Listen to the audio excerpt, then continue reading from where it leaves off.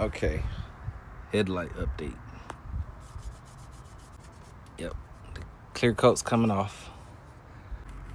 Here, it's coming along.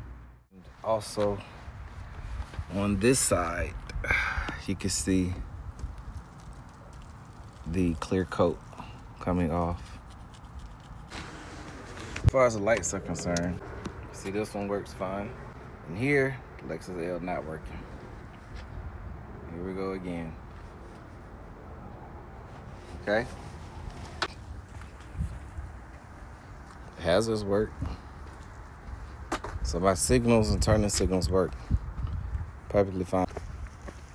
So everybody that asked about the headlight upgrade, this would probably be the second time that I would have to go get it repaired. But the factory ones, either the ballast will go out a lot, but here is the signal. If it's not the turning signal, it's the parking lamp. I don't know, I think the lesser of the two evils is the parking lamp going out, but the signal still works. But it kind of sucks to ride around with only one parking lamp highlighted and the other one doesn't work.